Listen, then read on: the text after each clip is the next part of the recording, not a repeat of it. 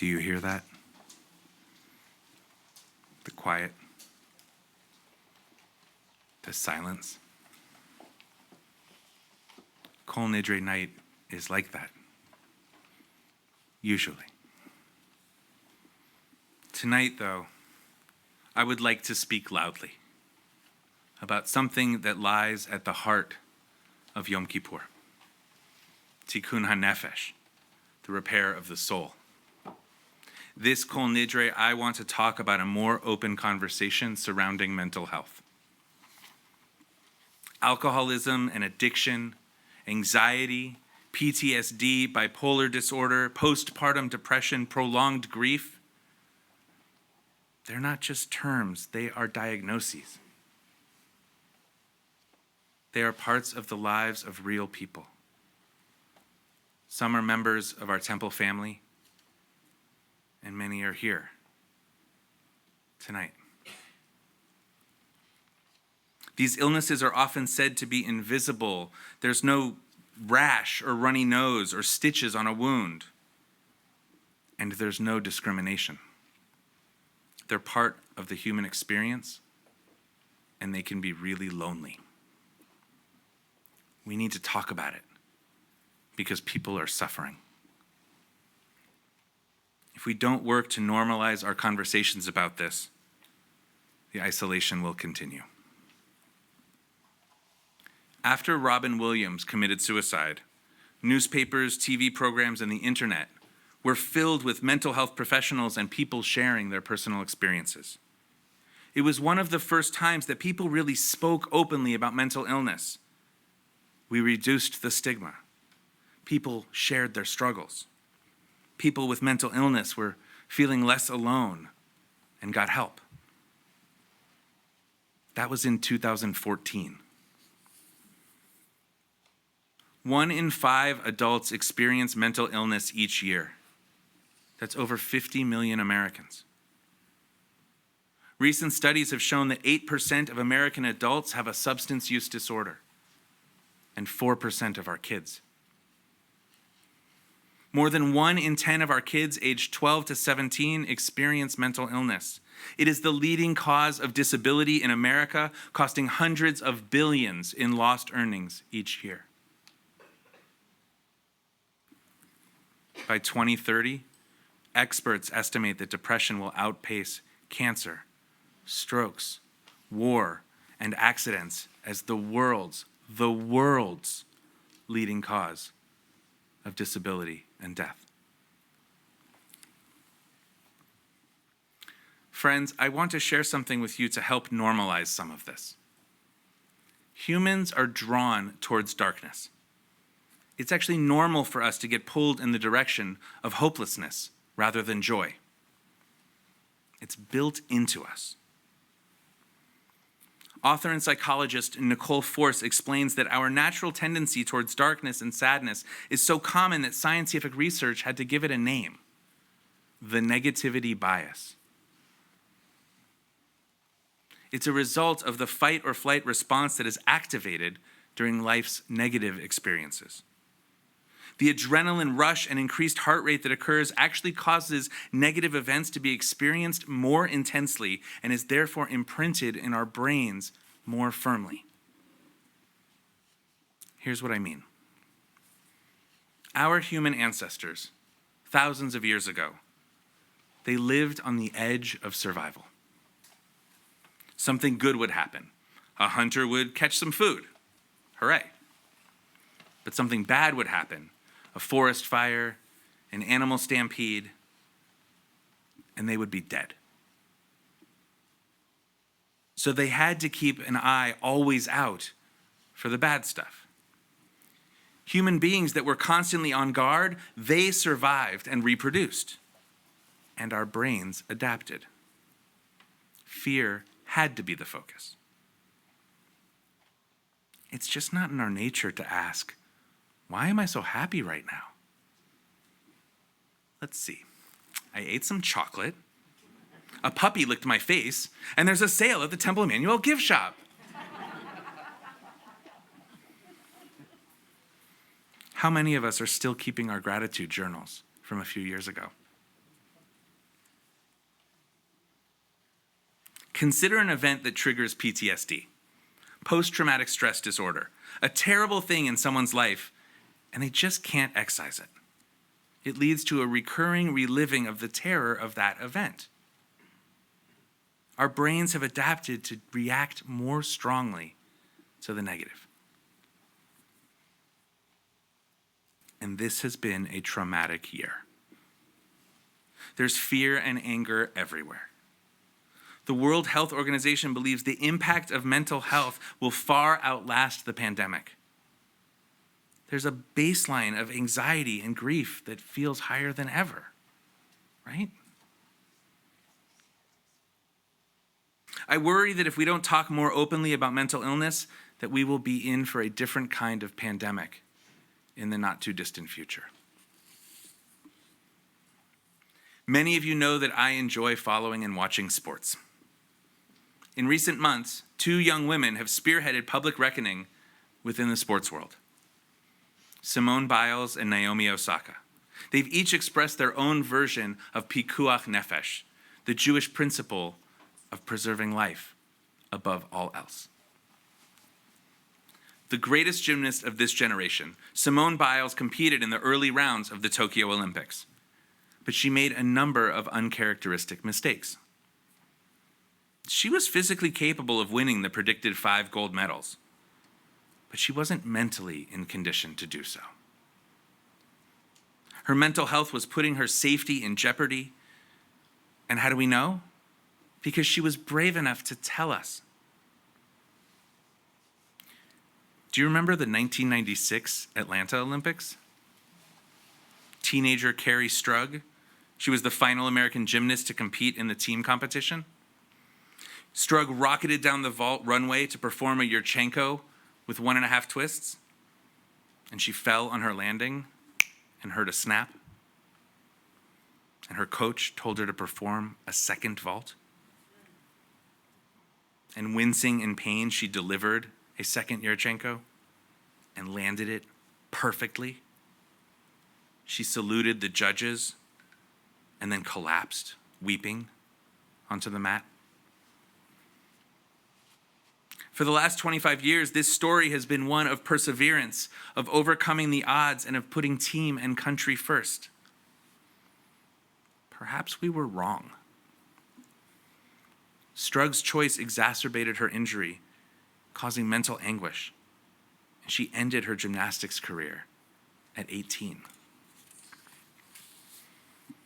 This is what makes me so grateful for Simone Biles. She suffers from anxiety. She chose her well-being, and she talks about it. And there's Naomi Osaka, tennis superstar. We first got to know her a few years ago at the US Open.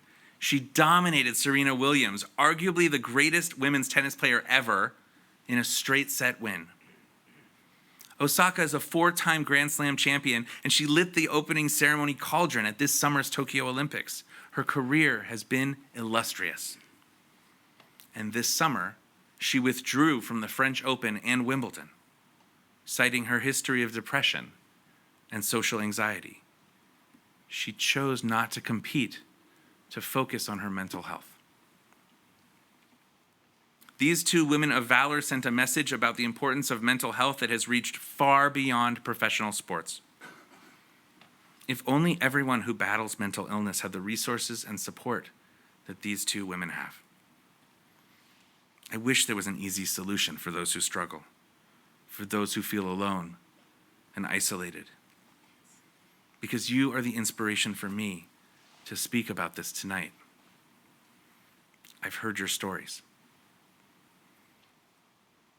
I see you. I see your bravery. And I see your pain. We need to talk about mental health with the same openness that we talk about physical health. When someone is diagnosed with cancer, it's terrifying. It upends our lives. And we know that our friends will understand, and society will sympathize. When someone is diagnosed with schizophrenia or has suicidal ideation, they have a disease every bit as powerful. But often, we don't really understand or know how to respond. Let's start with acknowledging that they are sick. The Talmud describes mental illness as battling our demons. And we're taught that anyone who struggles with their inner demons is simply that, sick. They are ill. Judaism understands that physical and mental illness are equally deserving of healing and that emotional and spiritual pain are real. The traditional version of our beloved Mishaberach prayer, the prayer that we recite every Friday night, every Shabbat, every holiday, asking for healing, it asks for God to give a refuat hanefesh urefuat haguf, a healing of spirit and the healing of body. This is why when I invite you to offer those names of your loved ones who need healings on Friday nights, it's offered for those who are in need of healing of body, of mind, and of spirit. Is there someone with a mental illness that you would add to our list? When someone goes to rehab for addiction or an ugly divorce leaves one party traumatized, or a teenager is unable to face the world outside of their bedroom, they need our prayers too. They are deserving of God's special blessings.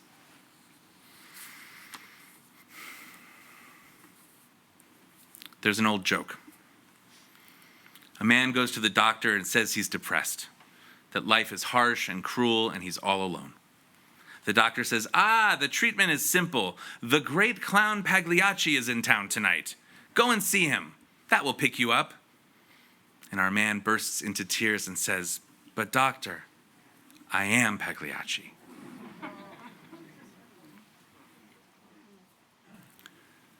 My friends, this is also my story. I too am Pagliacci. The upbeat, energized, and often smiling Michael Shefrin battles depression, anxiety, and other mental illnesses. People often ask Shayna, is he always that happy? No. The truth is no. Not even close. Years of medication and therapy have been successful. Being in proximity to you gives me adrenaline and purpose. But there are days when the world looks too dark to face and when fearful tears flow uncontrollably. And picking up the phone is nearly impossible because my mind tells me it weighs 1,000 pounds. I am fortunate. I have found recovery. I have a really supportive team and am appreciative of the privilege to accessible resources that I have.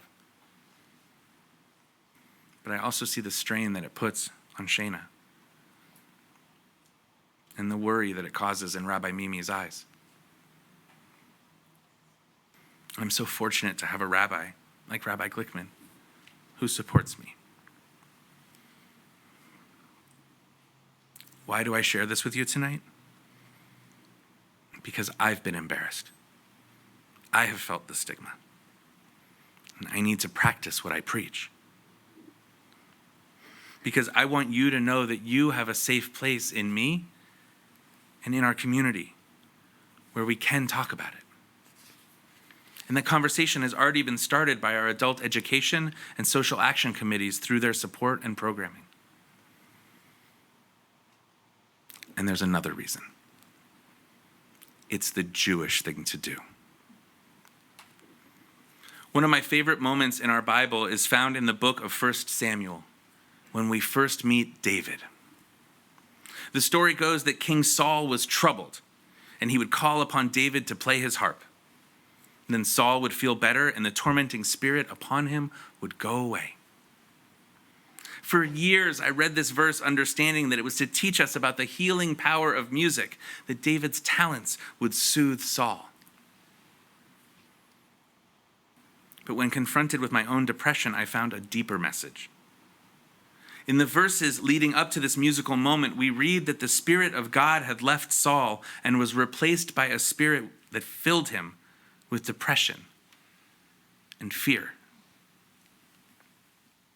King Saul had been overcome by a ruach ra'ah, or what we might see today as a bipolar or major depressive illness. In our Bible, Saul shares his pain with his courtiers. Those around him knew what was going on and therefore were able to help. And later on, David himself goes into that darkness. Tavati bivein mitzula ve'en ma'amad. I am sunk into a deep mire. There is no standing up. I have come into the deepest depths. The current has carried me away. These words from Psalm 69 express so clearly the spiritual bottom that mental illness can sink one into. And Jonah, who we'll read about in the Haftorah tomorrow, Jonah opens up to God about his own pain and destructive thinking. Jonah tells God that he wants to die. Ki tov moti mechaye. Please, God, my death would be better than my life. Even Moses cries out, I can no longer bear this alone. It is too heavy for me. Please kill me. Let me no longer see my wretchedness. Moses. Rabbi Elliot Kukla of the Bay Area Jewish Healing Center expresses it beautifully. What the biblical stories teach us is that mental distress is a natural part of human life and a part of every society. Surviving our own moments of emotional suffering and finding the strength to walk with others through incredible pain are ancient and sacred obligations. These stories aren't hidden away. They're meant to be shared because those in the world who suffer sometimes need a voice when they can't use their own. And this is where you come in. I want to ask 3 things of you. 1, let's reduce the stigma and try to be more aware of the language that we use. Let's try not to say, doesn't that make you crazy? Or she's so neurotic. Or this line is so long, just shoot me. Let's regard mental illness with the same gravitas we place upon physical illness. 2, let's support organizations working to keep helplines open, crisis interventions available, and resources at the ready. Organizations like Jewish Family and Children's Services or Rifa'enu, which runs educational programs in Jewish schools. Let's support creating alternatives to the police for people to call when they or others are in a mental health crisis. And NAMI, the National Alliance on Mental Illness. I'm going to participate on Shabbat morning, October 9th, in NAMI Walks, a virtual 5K supporting the mission of this important organization.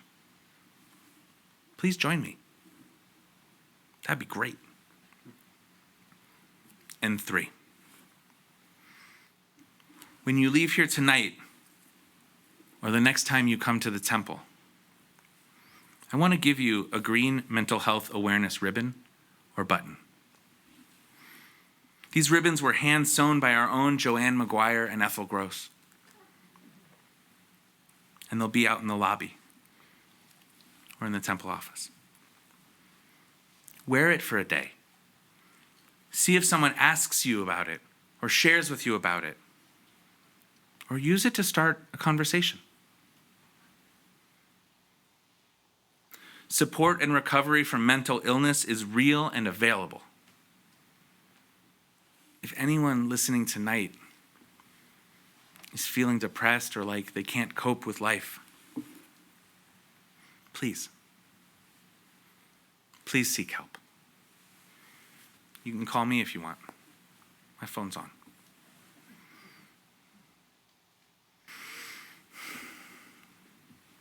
Mishaberach avotenu v'imotenu hu yirapeh hacholim. May the one who blessed our ancestors bless all who live with mental illness, their caregivers, families, and friends. Please God, let all who need have a complete healing of body, mind, and spirit. Amen.